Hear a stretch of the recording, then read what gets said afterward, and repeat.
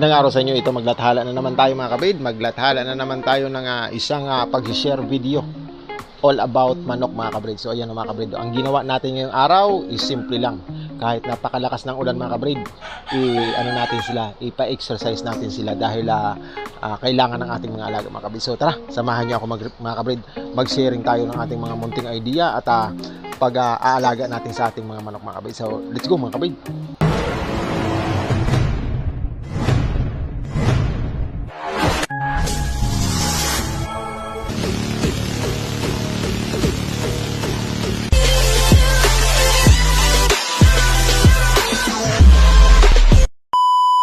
Magandang araw po sa inyong lahat. Magandang araw po. Ito po ay humahawak po ako ng isang manok sa aking kamay mga kabrid para i-check ang kanyang pangangatawan, physical health and body conformation mga kabrid. So disclaimer, there were no animals that were harmed during the making of this video. This video is for viewing, breeding and sharing purposes only mga kabrid. I was just trying to share my knowledge on how I raise my chickens and fowls in my small backyard mga kabrid. So ito, ang laman po ng ating video mga kabrid is halo-halo po, all about chicken, how to breed them, how I feed them, how I raise them, how I usually take care of them every day in my life as a backyard breeder mga kabrid. So yan i-explain ko po sa inyo ang mostly at commonly na ginagawa ng isang GPC backyard sa kanyang bakuran ng pag-aalaga ng manok mga kabrid. So kadalasan at mostly na gigising si GPC backyard ng 5 something mga kabrid, i-check na agad natin ang ating mga alaga mga kabrid. Tapos titingnan natin kung ang lahat ba ng ating mga alaga ay nasa maayos na kalagayan sa magdamag, and then titingnan natin kung mayroon bang mga alaga tayong hindi kailangan pakainin dahil halimbawa may sakit or something na mayroong factors na hindi talaga applicable ang pagpapakain sa kanila, kagaya ng may lagnat, may sipon mga kabrid. Kailangan ipasting yan para sa paggagamot na proseso mga kabrid. So ayan pagkatapos niya okay na mga kabrid, ang ating ginagawa po ay maghahalo na tayo ng ating feeding mixture sa prosesong with feeding po, dahil sa with feeding po kasi mga boss, kinukontrol ko dun ang moisture content ng pangangatawan ng ating mga alaga, kasi tinitingnan ko pa rin ang panahon mga kabrid. Pag halimbawa maulan, ang with feeding natin ay medyo dry mga kabrid.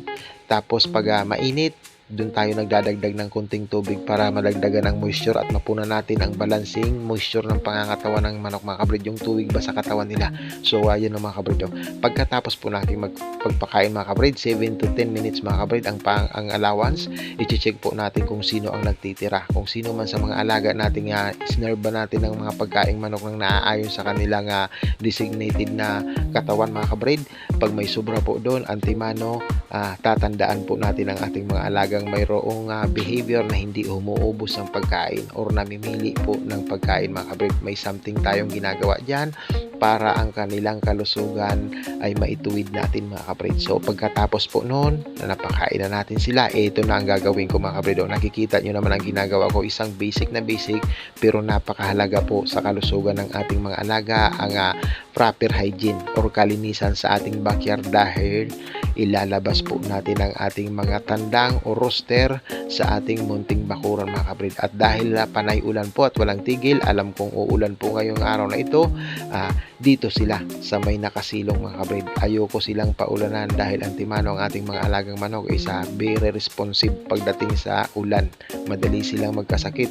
Yan, nilalagay ko sila, and then dito sa paglalagay natin ng ating mga alaga sa scratching pens mga kabrid, lagi ko pong tinutuwid o hinihimas ang kanilang mga paa, kasi laging nasa kulungan may tendency po silang nadideform ang kanilang mga buto-buto. So in order to start their physical exercise, walking dyan sa loob ng scratching pen mga kabrid, inuunat ko na po yan as a warm up nila mga kabrid. So chine-checking ko na rin at the same time ang kanilang physical figure, ang kalidad ng kanilang pagiging healthy physically mga kabrid. Pag malalaki ang katawan, physically. Pag malalaki ang katawan, maayos na manok mga kabrid. So pag hindi namimili ang manok natin, laging ubos ang pagkain natin pero maliit ang katawan mga kabrid, nalalaman natin yan na may diferensya ang manok natin pagdating po sa physical checking or paghihima sa kanila. And then at the same time mga kabrid, to avoid the behavior of our chickens and fowls, rooster,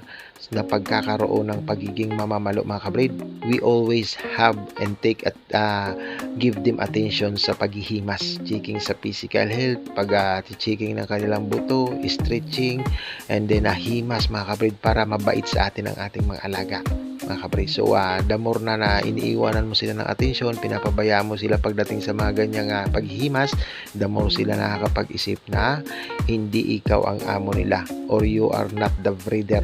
Hindi kayo nagkakaroon sila ng behavior ng pamamalo. I don't know, hindi ko po alam kung paano kayo tumitingin sa mga ganong klaseng sitwasyon, pero bilang isang breeder, sa maliit na panahon ng pag-aalaga ko, natututunan ko po ang mga pag-uugali ng manok ko, mga pagkukulang ko, and mga dapat kong ginagawa, kung paano ko po itutuwid ng naaayon sa kagustuhan ko ang mga behavior and pag-aalaga and healthiness ng aking mga manok mga kabrid. So yun, makikita nyo yung dalawa nating nailabas at naibigyan natin ng special treatment na magkaroon ng maayos na scratching fence mga kabrid, at nasa loob sila po ang ating tornado hatches mga kabrid, tornado hatch fowls mga kabrid. Nakalagay sila dyan dahil mas maganda-gandang malapit lang, nasa labas lang ng aking sala, himas lang ng himas mga kabrid, kasi yan pong parehong dalawa na yan ay napaka mamamalo po.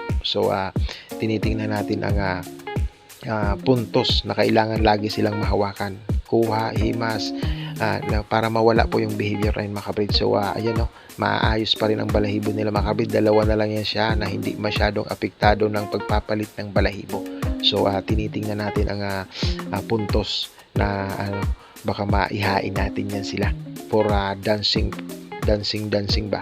So ayan anak ko, umulan po mga kabrid sa ating area, and then ito makikita nyo yung sitwasyon, kaya gumagawa tayo ng paraan na ganon mga kabrid. May bubong tayo na, good thing, salamat sa Diyos na napoprovide natin kahit papano ang mga pangangailangan ng alaga natin. Nakapabubong na tayo, kaya nakakapag scratching pin tayo or nakakapaglabas-labas tayo ng ating mga alaga kahit umuulan.